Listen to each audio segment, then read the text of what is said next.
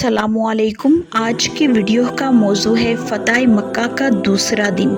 फ़तह मक्का के दूसरे दिन रसूलुल्लाह सल्लल्लाहु अलैहि वसल्लम लोगों के दरमियान खड़े हुए और अल्लाह की हम्दो सना की।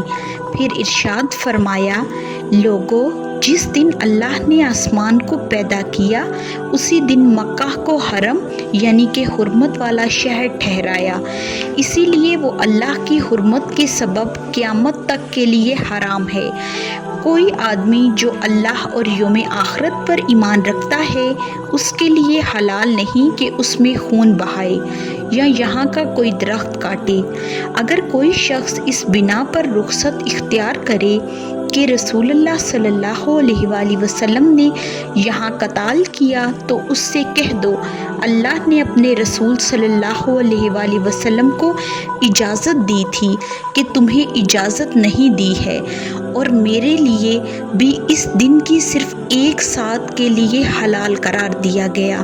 फिर आज इसकी हुर्मत इसी तरह पलट आई जिस तरह उसकी हुर्मत थी।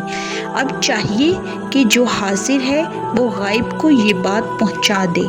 जब मक्का फतह हो गया तो इंसार को इस बात का अंदेशा हुआ कि जब रसूलुल्लाह का शहर फतह हो गया और अल्लाह ने उनके अजीज़ो अकारिब कुंबे कबीले को मिला दिया तो हो सकता है अब आप सल्लल्लाहु अलैहि वसल्लम मक्का ही में मुकीम रहें। इंसार मदीना अपने अंदेशे का चर्चा आपस में करने लगे। इस वक्त आप सल्लल्लाहु अलैहि वसल्लम कोहे सफ़ा पर दुआ फरमा रहे थे।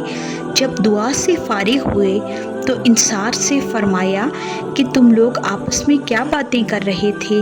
पहले तो अंसार ने बात ना बताया लेकिन बिलाखिर बता दिया। इस पर आप सल्लल्लाहु अलैहि वसल्लम ने फरमाया, खुदा की पनाह, अब तो ज़िंदगी और मौत तुम्हारे साथ है। फ़तह मुकम्मल हो जाने के बाद अहले मक्का ने इस्लाम खुशी खुशी कबूल कर लिया और बैत करने के लिए कोहे सफ़ा पर आ गए। आप सल्लल्लाहु अलैहि वसल्लम ने बैत लेनी शुरू की। जब उमर रज़ियल्लाहु ताला अन्हो आप सल्लल्लाहु अलैहि वसल्लम से नीचे थे और लोगों से अहद पैमान ले रहे थे, पहले मर्दों ने बैत की, फिर औरतों ने बैत की।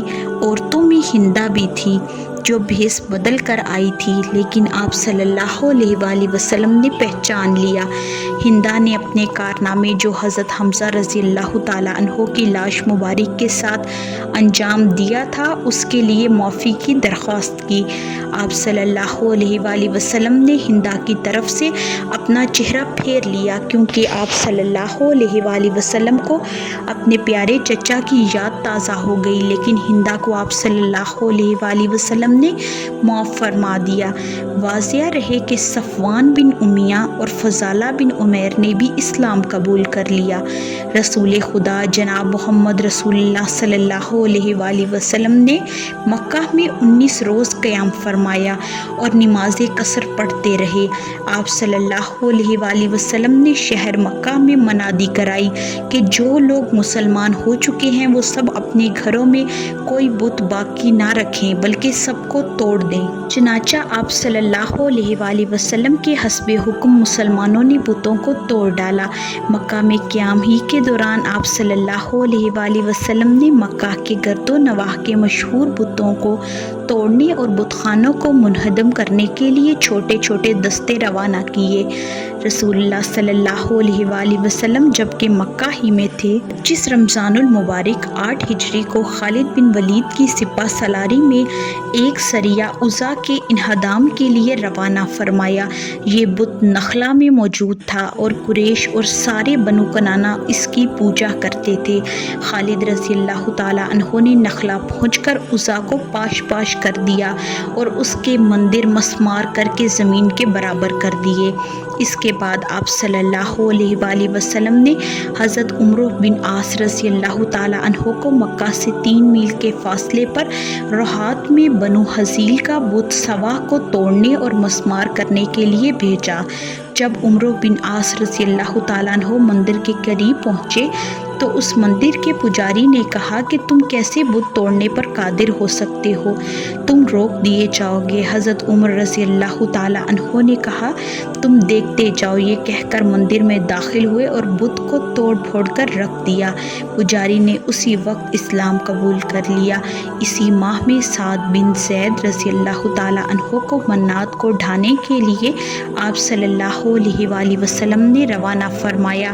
یہ قدید کے پاس مشلل میں اوس و خزرج اور غسان کا بت تھا۔ حضرت سعد رضی اللہ تعالیٰ عنہ نے وہاں پہنچ کر منات کا ریزہ ریزہ کر دیا۔ اس کے بعد بعض قبائل کی طرف تبلیغ اسلام کے لیے آپ صلی اللہ علیہ وآلہ وسلم نے وفود روانہ کیے۔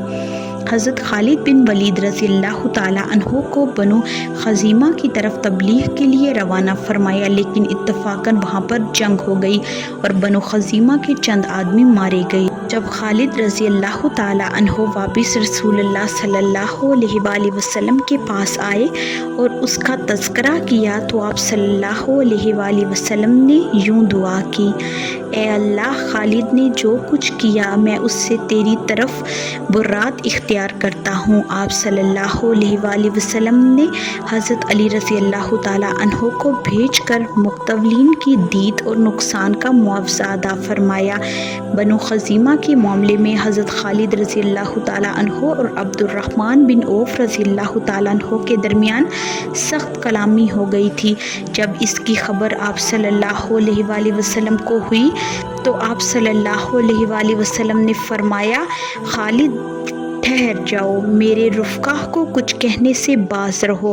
خدا کی قسم اگر احد پہاڑ سونا ہو جائے اور وہ سارا کا سارا تم اللہ کی راہ میں خرچ کر دو تب بھی میرے رفقا میں سے کسی ایک آدمی کی ایک صبح کی عبادت یا ایک شام کی عبادت کو نہیں پہنچ سکتے۔ فتح مکہ پر ابن قیم نے اپنا اظہار خیال یوں کیا، یہ وہ فتح عظیم ہے جس کے ذریعے اللہ نے اپنے دین کو، اپنے رسول کو، اپنے لشکر کو اور اپنے امانت دار گروہ کو عزت بخشی، اپنے شہر کو اور اپنے گھر کو، جسے دنیا والوں کے لیے ذریعہ ہدایت بنایا ہے، کفار و مشرکین کے ہاتھوں سے چھٹکارا دلایا۔ اس فتح سے آسمان والوں میں خوشی کی لہر دوڑ گئی اور اس کی عزت کے تنابین جوزا کی شانوں پر تن گئیں۔ اس کی وجہ سے لوگ اللہ کے دین میں فوج در فوج داخل ہوئے اور روئے زمین کا چہرہ روشنی اور چمک دمک سے جگمگا اٹھا۔ فتح مکہ ایک عظیم فتح ہے جس نے بت پرستی کو جزیرۃ العرب سے ہمیشہ کے لیے ختم کر دیا، کیونکہ عام قبائل عرب اس بات کے منتظر تھے کہ کفار اسلام کی جنگ میں فتح کس کی ہوتی ہے۔ انہیں یہ بات اچھی طرح معلوم تھی کہ حرم پر وہی مسلط ہو سکتا ہے جو حق پر ہو، اور اس یقین میں پختگی نصف صدی پہلے اصحاب فیل، ابرہہ اور اس کے ساتھیوں کے واقعے سے آ گئی تھی۔ یہ بھی اپنی جگہ سچائی لیے ہوئے ہے کہ صلح حدیبیہ اس فتح کا پیش خیمہ اور تمہید تھی۔